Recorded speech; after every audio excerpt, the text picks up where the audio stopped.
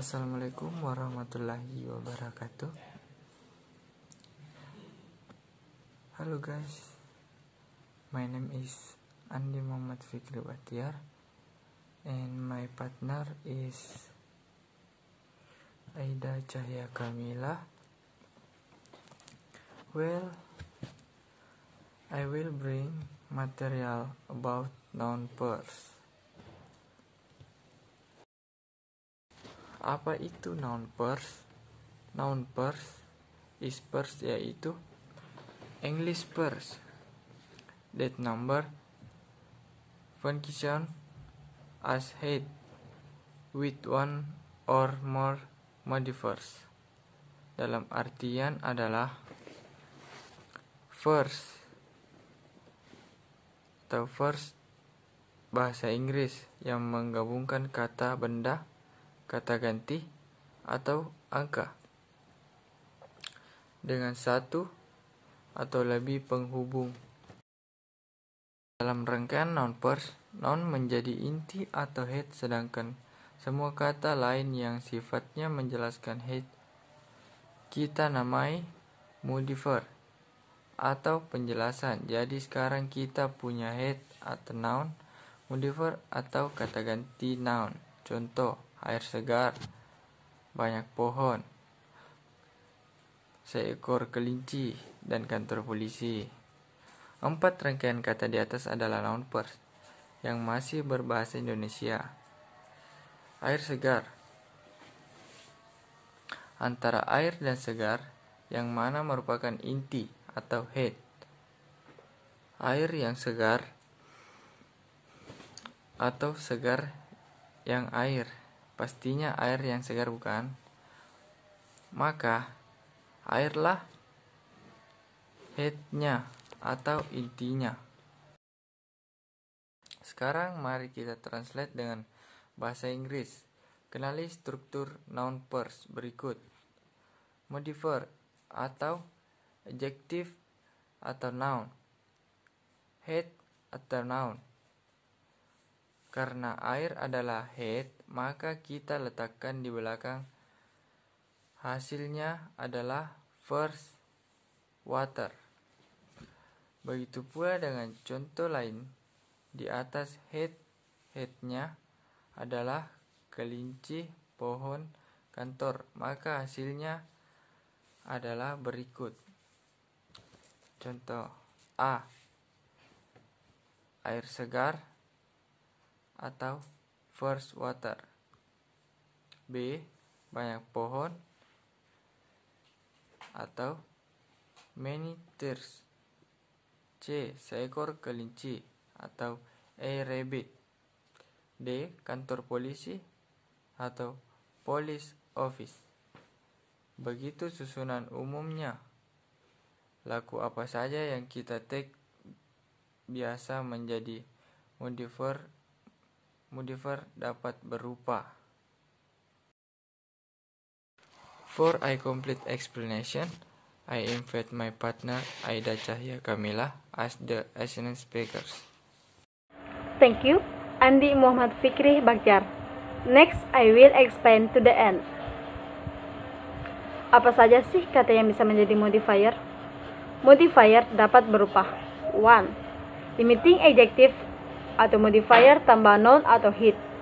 Limiting adjective atau adjektif pembatas adalah sekumpulan adjektif yang fungsinya membatasi makna noun, namun tidak menjelaskan kondisi maupun sifat dari noun tersebut. Jika sebuah noun dijelaskan oleh limiting adjective, maka noun sebagai head diletakkan di belakang. Limiting adjective ini selalu terletak di depan. Maka, jika dalam satu frasa ia bertemu dengan deskriptif adjective, limiting adjective tetaplah terdepan.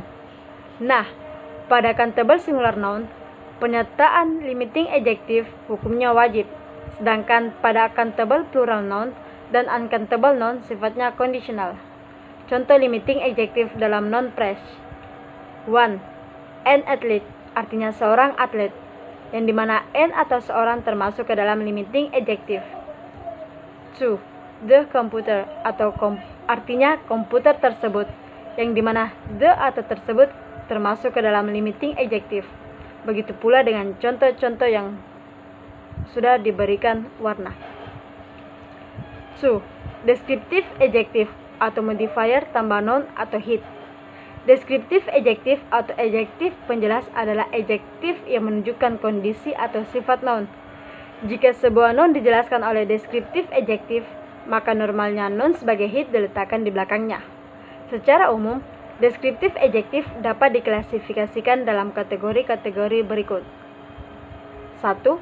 Karakter, contohnya keen, humble, cruel, greedy, sincere. Kedua, quality, contohnya beautiful, expensive, chic, talkative, smart. Yang ketiga, size, contohnya big, small, massive, tiny, gigantic, and wide. Yang keempat, act, contohnya old, new, young, ancient, modern. Yang kelima, temperatur, contohnya hot, cool, warm, freezing. Yang keenam, shape, contohnya round, square, rectangle, and triangle. Ketujuh, color, contohnya blue, yellow, red, green, and gold. And last, nationality, contohnya Indonesian, Japanese, British, and Germanic. Atau juga bisa disingkat berdasarkan huruf yang dicetak tebal di atas menjadi cakusiat sa conat. Contoh penerapan deskriptif adjektif. 1. The kind guy atau pria yang baik, yang dimana keen atau baik termasuk ke dalam deskriptif adjektif. Yang kedua, beautiful girls, artinya perempuan-perempuan yang cantik, yang dimana beautiful atau cantik termasuk ke dalam deskriptif adjektif. Begitu pula dengan contoh-contoh berikutnya yang sudah di garis tebal. Satu lagi, deskriptif adjektif boleh terdapat lebih dari dalam satu susunan non-phrase. Untuk urutannya, kamu bisa berpatokan pada cakusiat sa conat. Berikut contoh penggunaan deskriptif adjektif yang lebih dari satu sesuai dengan urutan kategorinya.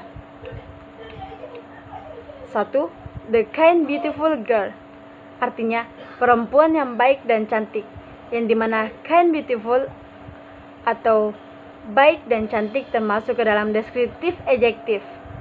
Yang kedua, I with all house, artinya sebuah rumah yang luas dan tua, yang dimana with all atau luas dan tua termasuk ke dalam deskriptif adjektif. Begitu pula dengan contoh-contoh lainnya. Note, ketika hendak menggunakan dua adjektif atau lebih yang berasal dari kategori yang sama, maka kamu bisa tambahkan koma di antara kata tersebut. Contohnya, the kind, humble, beautiful girls, artinya si perempuan yang baik, rendah hati, dan cantik, yang dimana kind, humble, beautiful termasuk ke dalam deskriptif adjektif. 3. Noun adjunct atau modifier tambah noun atau hit. Nah, jika sebelumnya modifiernya berupa adjektif, maka sekarang ada lagi modifier berupa noun adjunct. Noun adjunct adalah noun yang menjelaskan noun lain. Letaknya ada tepat sebelum noun atau hit yang ia jelaskan. Penggunaan noun adjunct sebenarnya sudah seringkali kita lakukan. Berikut beberapa contohnya. 1. The bookstore atau toko buku itu. Kata-kata yang disorot pada contoh tersebut adalah noun yang fungsinya menjelaskan noun setelahnya. Misalnya tadi kata that bookstore, yang dimana kata book merupakan penjelas dari kata store. Berikut ini contoh noun phrase yang terdiri dari ketiga modifier tersebut. Jenis modifier dibedakan sesuai warna yang sudah ditentukan. Kita ambil satu contoh, yaitu the big old bookstore, artinya toko buku besar yang tua, yang dimana the termasuk limiting adjective, big old termasuk descriptive adjective, book termasuk noun adjunct dan store termasuk noun atau hitnya. Begitu pula dengan contoh-contoh yang lain yang sudah diberikan warna tertentu. Fungsi dan contoh noun phrase dalam kalimat. Dalam kalimat, noun phrase memiliki fungsi yang sama dengan noun, yakni menjadi subjek atau pelaku, objek atau sasaran, complement of subject atau pelengkap pelaku, complement of object atau pelengkap sasaran, object of preposition atau objek setelah preposi. Contoh noun phrase as subject. Contohnya ialah a kind girl give me a cake. Artinya seorang perempuan yang baik memberi saya kue, yang dimana a kind girl termasuk ke dalam subjeknya. Contoh kedua, two children will go to school. Artinya anak-anak itu akan pergi ke sekolah, yang dimana two children termasuk ke dalam subjeknya. 2. Noun phrase as object. Contohnya I'm searching my green marker. Artinya saya sedang mencari spidol hijau saya, yang dimana my green marker termasuk ke dalam objeknya. Contoh kedua, Agus meet many tall Germanic women yesterday.